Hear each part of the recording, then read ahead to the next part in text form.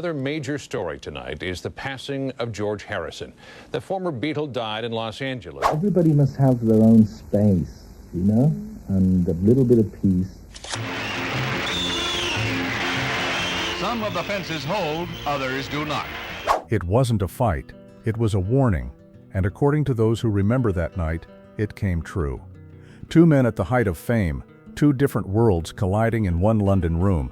George Harrison, the quiet Beatle who had spent years trying to disappear into peace. Barry Gibb, the perfectionist architect of the Bee Gees' shimmering sound, a man who couldn't stop chasing the next hit. The story goes that when they met, sometime in the late 70s, something unspoken hung between them. Respect, yes, but also recognition, that look two kings give each other when they realize there's only room for one crown. And somewhere in that tense silence, a line was supposedly spoken. "You'll regret this." No one knows if George ever actually said it, but what happened next made the whole world wonder if he'd somehow seen the future. Because within a few short years, Barry Gibb would learn what every legend eventually does, that fame can lift you up, and then turn on you. The 1970s were a battlefield disguised as a dance floor. Rock was aging, disco was rising, and the Bee Gees, three brothers from Manchester with angelic falsettos and impossible melodies, were right in the middle of it all. When Saturday Night Fever hit in 1977, their music exploded beyond anything the Beatles had ever experienced.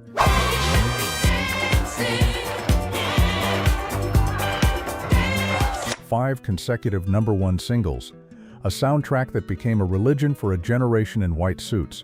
Barry was the voice, the producer, the machine behind it all, and the world called him a genius. But in another corner of England, George Harrison was watching something very different happen. He had seen the height of Beatlemania and what it did to a soul. He'd fought for silence, for spiritual freedom, for music that served something bigger than ego.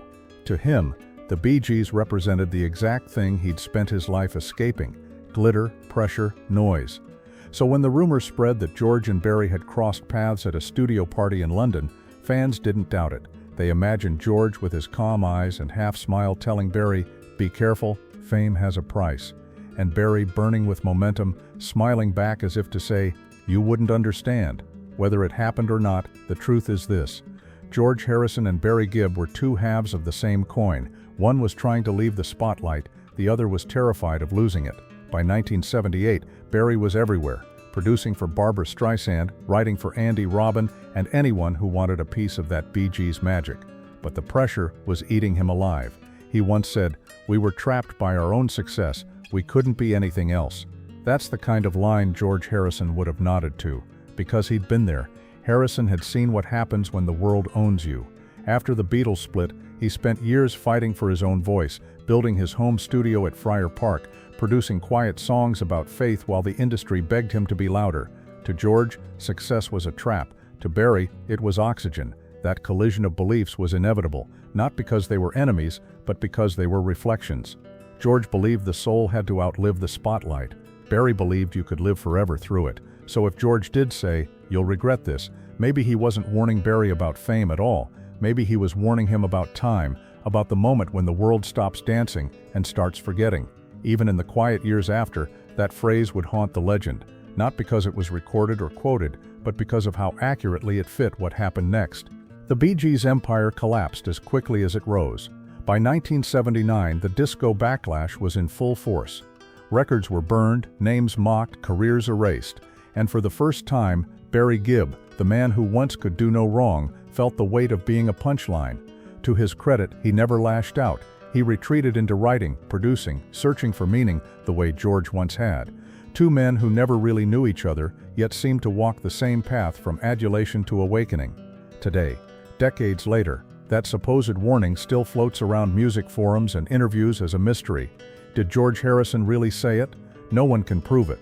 But as Barry Gibb grew older and lost his brothers, fans couldn't help but notice how his own words started to sound like a confession. He once said in a BBC documentary, "Sometimes I think we were punished for success. It's like the higher you go, the harder you fall." If George Harrison had been in the room, he might have just smiled. Because in the end, both men learned the same lesson. You can master music, but you can't control what it does to you. If you love stories of music, ego, and the warnings that echo through time, subscribe to RetroWaves. this was only the beginning. After that night, whether it really happened or not, their worlds began to move in opposite directions. George Harrison drifted further into silence. Barry Gibb plunged even deeper into sound. And yet, in a strange, invisible way, they were walking the same path, just in reverse. In 1978, Barry Gibb was the most powerful songwriter on earth. Every note he touched turned into gold. Every record label wanted his sound. Every artist wanted his pen. When Saturday Night Fever took over the world, he didn't just dominate pop, he defined it. Songs like Stayin' Alive,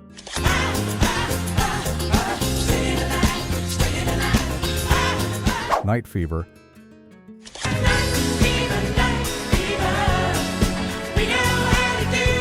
How Deep Is Your Love, How deep is your love? Is your love? How deep is your love? they weren't just hits.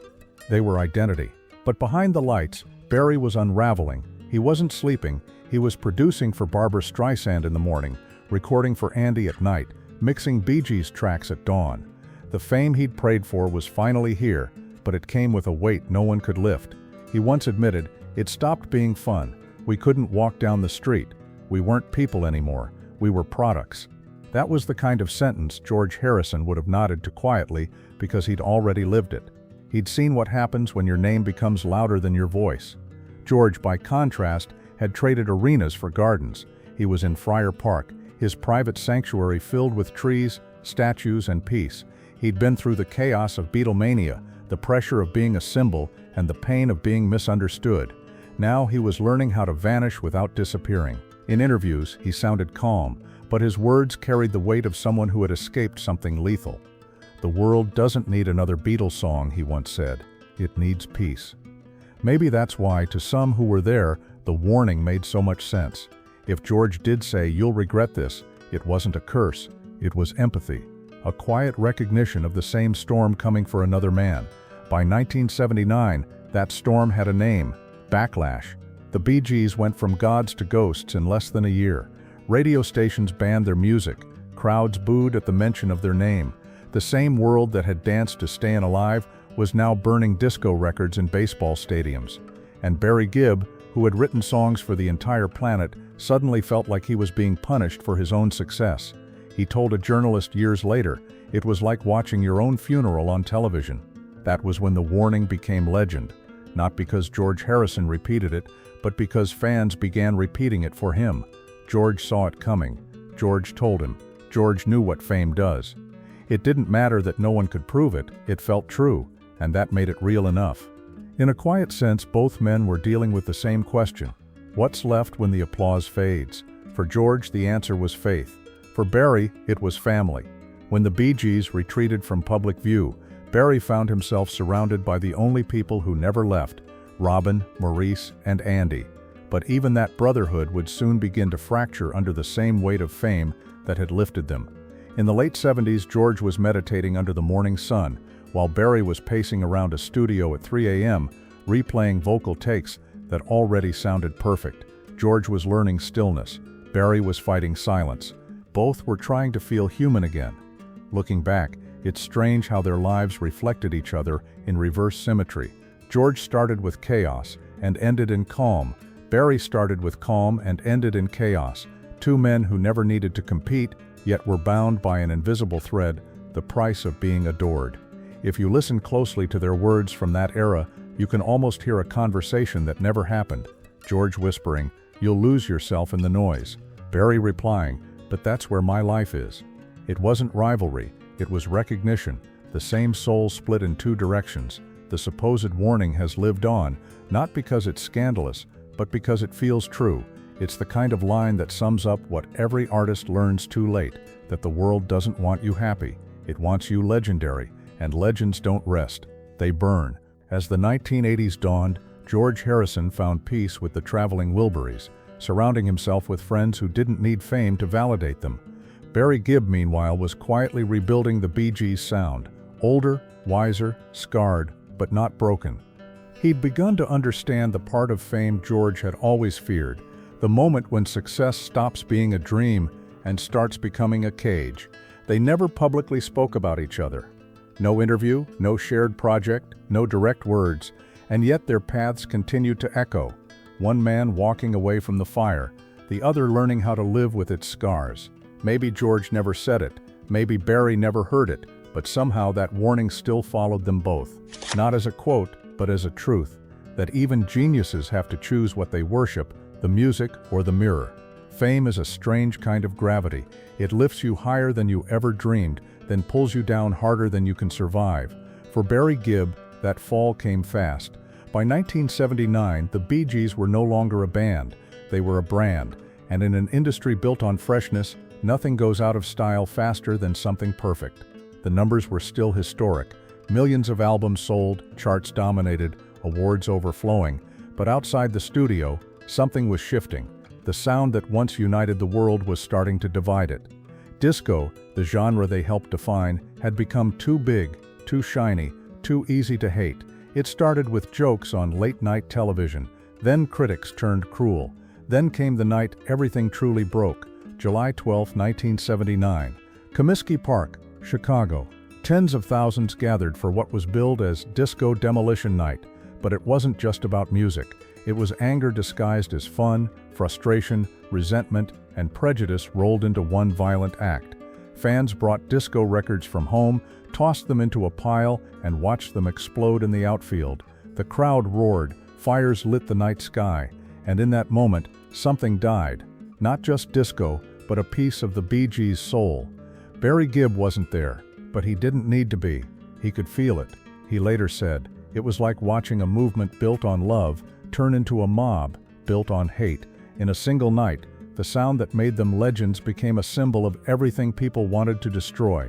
From that point, doors began to close quietly.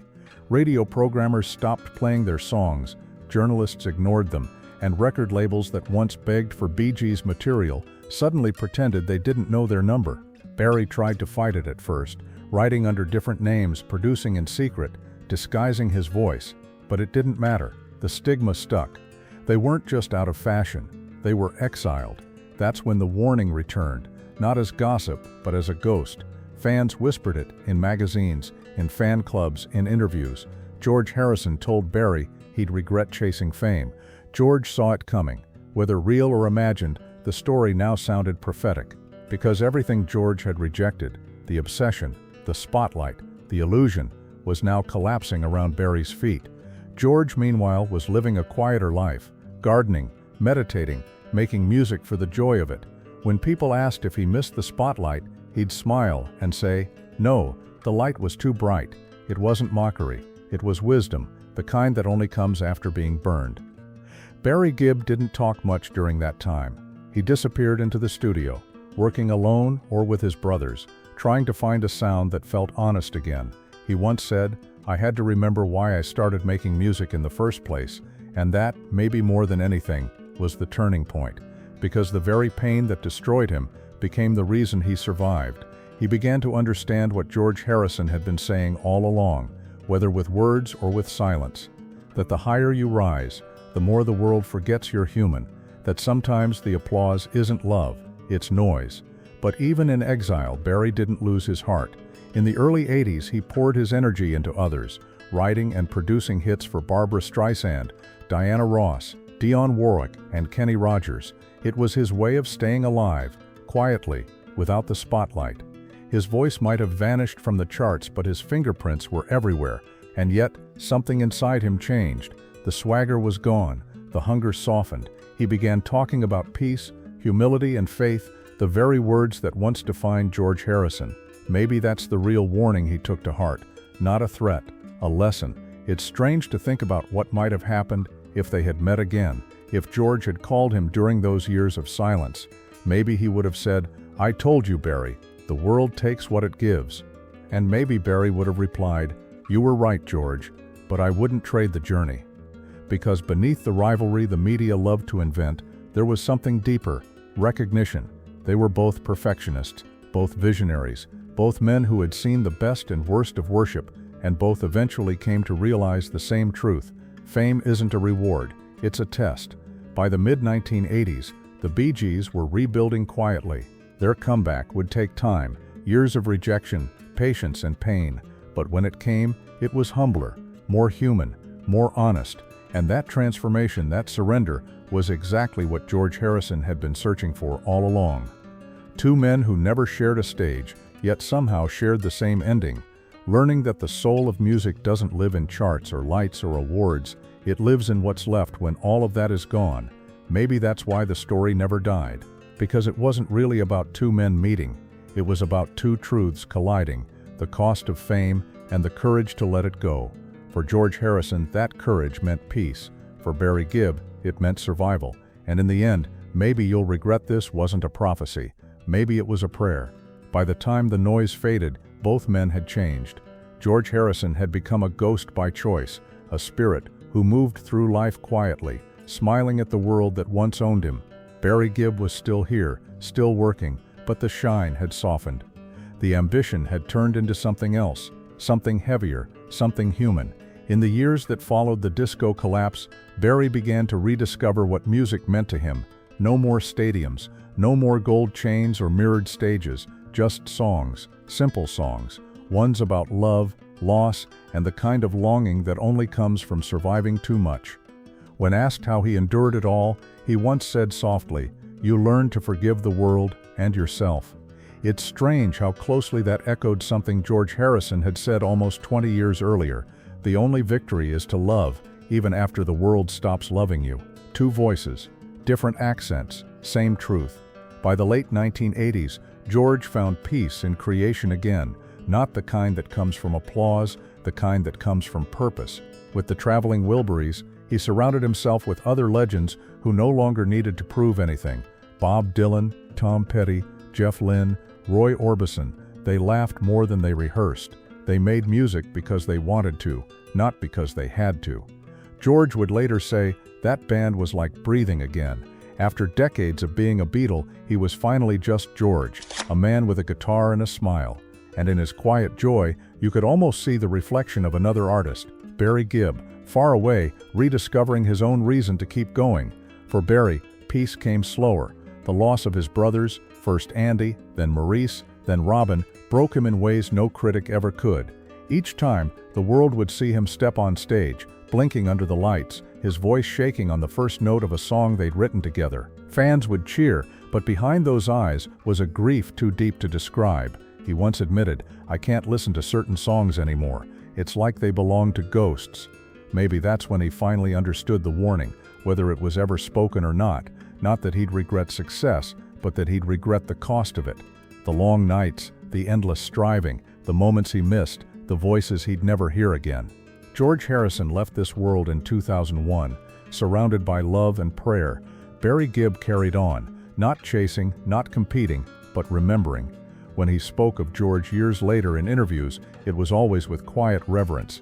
He called him a man who seemed to know what life was really about. And maybe that's the irony. The man who once warned against fame and the man who once worshipped it both ended up searching for the same thing, peace.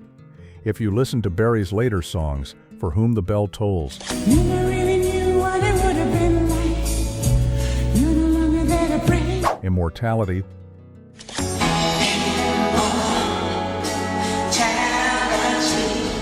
Words of a Fool, you can hear a man singing not for charts, but for redemption. You don't act on the words of a fool. Every lyric, every note, feels like a conversation with time, a confession, a thank you, a prayer. It's the sound of someone who has finally stopped running. In one rare interview, Barry reflected on the Bee Gees' legacy with a line that could have come straight from George Harrison's heart. "I used to want to live forever. Now I just want the music to." And that, perhaps, is the ending both men earned. Because when the fame fades, the fortune disappears, and the headlines go silent, what's left is the only thing that ever really mattered. The music, not the charts, not the trophies, the truth. So did George Harrison really tell Barry Gibb, "You'll regret this"? No one knows. Maybe he did. Maybe he didn't. Maybe the warning was never spoken, just felt. But decades later, when Barry Gibb stood alone on a stage, singing words he once shared with his brothers, eyes closed, voice trembling, you could almost hear it echoing through the years.